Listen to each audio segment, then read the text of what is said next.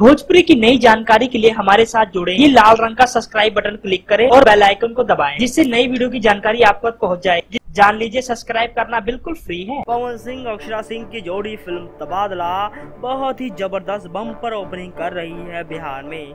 हम आपको बता दें, सुपरस्टार पवन सिंह की एक नई फिल्म, जिस फिल्म का नाम है चैलेंज, उस फिल्म का फर्स्ट लुक के साथ फिल्म का ट्रेलर रिलीज कर दिया गया है। हम आपको बता देना चाहते हैं, इस फिल्म के ट्रेलर को लोग इतनी बड़ी मात्रा में पसंद कर रहे हैं, उसका कोई जवाब नहीं। दोस्तों, हम आपको बता देना चाहते हैं, सुपरस्टार पवन सिंह की फिल्म चैलेंज के ट्रेलर को सिर्फ एक दिन में देखा है पूरे 5 लाख लोगों ने।